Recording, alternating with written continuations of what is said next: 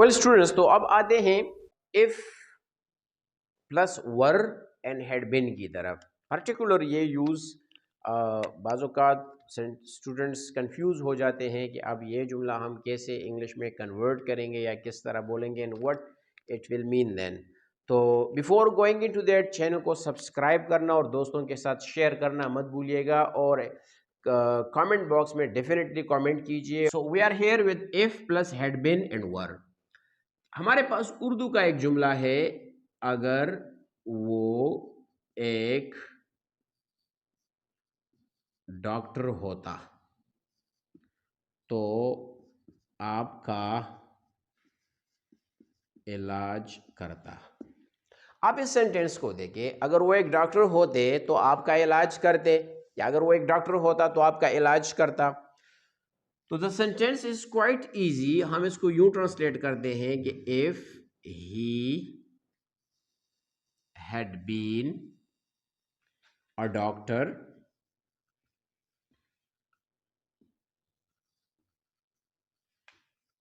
he would have treated you।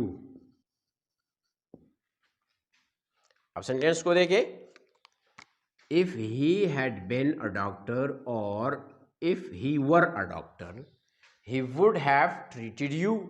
would plus have plus third form। ये formula याद कीजिए, ये सेंटेंस स्ट्रक्चर याद कीजिएगा। लेकिन अगर ये सेंटेंस यूं हो जाए कि अगर वो एक डॉक्टर बनता तो आपका इलाज करता। तो ये तो टाइप 3 में जैसे कि बताया गया है कि इफ ही हैड बिकम। अब यहां पर वर्ब आया है बिकम, तो बिकम भी थर्ड फॉर्म है और बिन भी थर्ड फॉर्म है। तो जब वर्ब मेन वर्ब दूसरा हमारे पास है तो वर लगाने की जगह भी नहीं और ज़रूरत भी नहीं है। If he had bin, if he had become a doctor, अगर वो एक डॉक्टर बनता, become a doctor, he would have treated you, तो वो आपका इलाज करता। इसी तरह कोई और वर्ब आ जाए, अगर वो क्रिकेट खेलता तो एक अच्छा खिलाड़ी बनता। If he had played cricket he would have become a great player. अब यहां आते हैं वापस इफ ही वर की तरफ कि if he were, if I were, if she वर, ये एक फिक्स्ड फ्रेज है जिसकी मीनिंग है अगर वो होता, अगर मैं होता, अगर तुम होते। इफ यू वर हियर, अगर तुम यहां होते। If I were here, not I was here, if I were here I would have taught you English. अगर मैं यहां होता तो मैं आपको अंग्रेजी पढ़ाता। If he were here he would have learned English. अगर वो यहां होता तो वह अंग्रेजी सीख चुका होता। If she were my student she would have learned English. अगर वो मेरी स्टूडेंट होती तो वो अंग्रेजी सीख चुकी होती या सीखती। तो this is how we use had been and were. Remember कि इस स्ट्रक्चर में बिल्कुल भी हम वाज का यूज नहीं कर सकते। फॉर एग्जाम्पल, अगर वो एक डॉक्टर होता के लिए अगर हम यूं कहें कि इफ ही वॉज, तो रिमेंबर कि ये गलत है, it is incorrect. Not if he was, if he were. हाँ, instead we can use if he had been, तो फिर the sentence will be correct. So that is what about the use of were, had been with if, or the use of had plus third form of the verb plus future perfect in the past। तो एक और example लेते हैं। अगर वो बीमार होता तो अस्पताल में होता। तो आप देखिए इस सेंटेंस को, इफ ही वर या if he had been, same meaning, if he were ill और sick, he would have been. यहां आप देखें he would have been in hospital, he would have been in hospital. तो यहां पर बिन क्यों आया? बिकॉज यहां पर बी वर्ब मेन वर्ब है, been is the past participle of be. जिस तरह के एजएमआर आता है, फॉर एग्जांपल इस सेंटेंस को अगर हम टाइप 1 में लेते हैं तो हम यू लेंगे कि इफ ही इज इल, या अगर हम टाइप 1 में लेते हैं कि इफ ही इज इल, अगर वो बीमार होगा या वो अगर वो बीमार है, he will be in hospital. तो देखिए बी, यही बी अगर पास्ट में जाएं तो वुड भी बन जाएगा, he would be in hospital. लेकिन अगर पास्ट परफेक्ट यानी future perfect in the past में चला जाए तो फिर वुड हैव बिन। तो रिमेंबर, उर्दू में जब होता, होती, होते इस किस्म के अल्फाज आते हैं तो उसके लिए जो कंडीशनल सबऑर्डिनेट क्लास है वहाँ पर वर या हैड बिन लगेगा, और जो उसके साथ प्रिंसिपल क्लास है वहाँ पर वुड हैव बिन लगाते हैं। फॉर एग्जांपल, अगर मैं एक डॉक्टर होता तो मैं कराची में होता।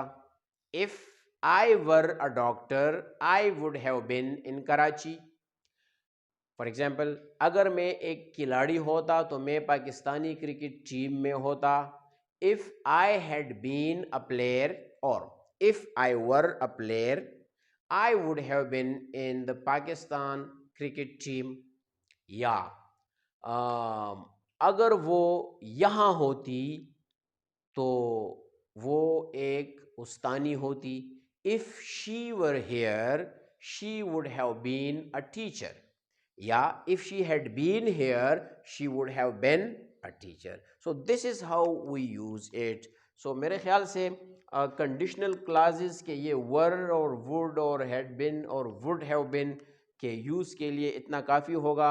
अब आते हैं कुछ और कंडीशनल क्लासेस की तरफ जहाँ पे हम एलिप्टिकल टाइप के सेंटेंसेस यूज़ करते हैं या शॉर्ट फॉर्म्स यूज़ करते हैं। So let's move towards that. That will be of great benefit for students of all grades कि किस तरह हम बाद सेंटेंसेस में वर्ब को या सब्जेक्ट को ओमिट करते हैं, पर्टिकुलरली वर्ब को ओमिट करते हैं। तो आते हैं, ये टाइप जो हम कर रहे हैं ये भी कंडीशनल की उन 4 टाइप्स पे मुहित है, उन्हीं चारों को कवर करता है, लेकिन फ्रॉम अ डिफरेंट एंगल। अब आप देखें, if I work hard, अगर मैं मेहनत करूंगा, you will either, तो आप भी करेंगे। यहां पर either means too, you would, you will either, तो आप भी मेहनत करेंगे। मेरे ख्याल से ट्रांसलेशन लिख लेते हैं ताकि आसानी हो। अगर मैं मेहनत करूंगा तो आप भी करेंगे। इसी तरह another example, if you played hockey I would either. It means अगर आपने हॉकी खेली तो मैं भी खेलूंगा।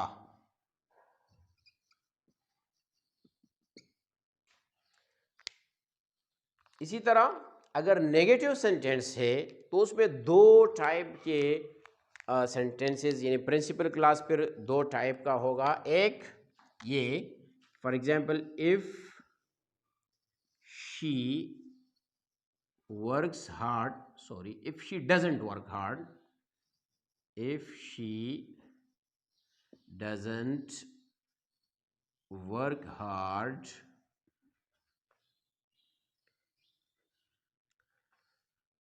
I will neither। एक ये यूज है if she does not work hard I will neither, यानी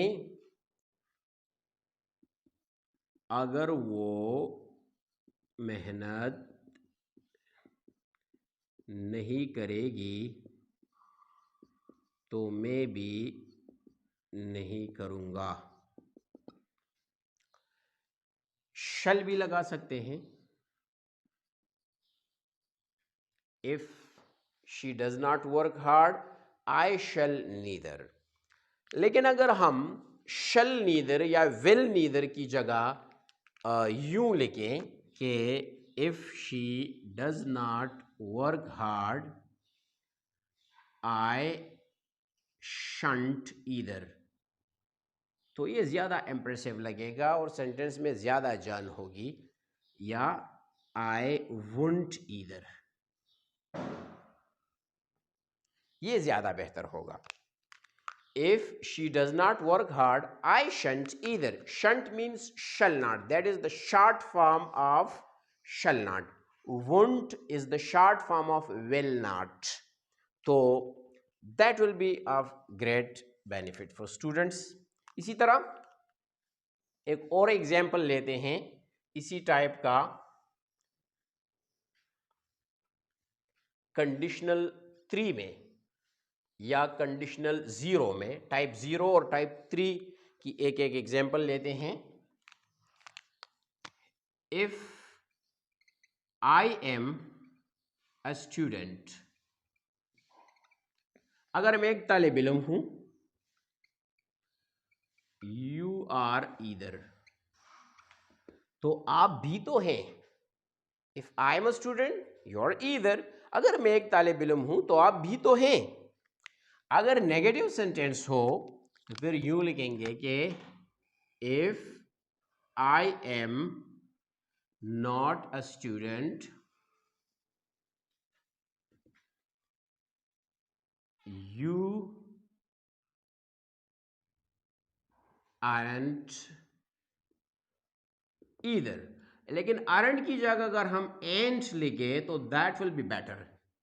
if I am not a student you aren't either, तो आप भी तो नहीं हैं। या you are neither, या you भी हम लिख सकते हैं कि you are neither, तो आप भी तो नहीं हैं।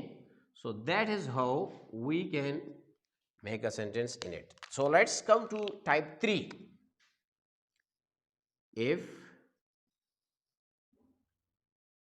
she had won 2 matches, अगर वो 2 मैचेस जीत चुकी है, सॉरी अगर वो 2 मैच जीतती तो I would have either, तो मैं भी जीतता। अगर ये नेगेटिव सेंटेंस होता, if she had not won 2 matches I would have neither, या I wouldn't have either। Remember कि इस कंडीशनल में have का इस्तेमाल करना ज़रूरी है। बाज़ नेटिव स्पीकर सिर्फ वुड लगाते हैं, वो भी सही है, लेकिन कन्फ्यूजन से बचने के लिए और गलत मीनिंग अवॉइड करने के लिए ज़रूरी है कि हम हैव का यूज़ करें, तो बिल्कुल मीनिंग क्लियर क्रिस्टल क्लियर हो जाएगी और कोई कन्फ्यूजन बाकी नहीं रहेगी। So that is how we use if in different classes, different cases and differently. उम्मीद है कि आपको इफ़ कंडीशनल क्लासेस 100% समझ आया होगा और आपको इंशाल्लाह इसमें कोई भी मुश्किल नहीं होगी। फिर भी अगर इन कंडीशनल क्लासेस में कोई इशू है, कोई मसला है, या आप समझते हैं कि थोड़ा सा और तरीके से एक्सप्लेन करना चाहिए, तो डेफिनेटली कमेंट बॉक्स में कमेंट कीजिएगा और मुझे अपनी कीमती आरा से बाखबर कीजिएगा। Share your precious opinion with me. Channel को सब्सक्राइब करना और दोस्तों के साथ शेयर करना मत भूलिएगा। Wish you all the best. Have a very nice time.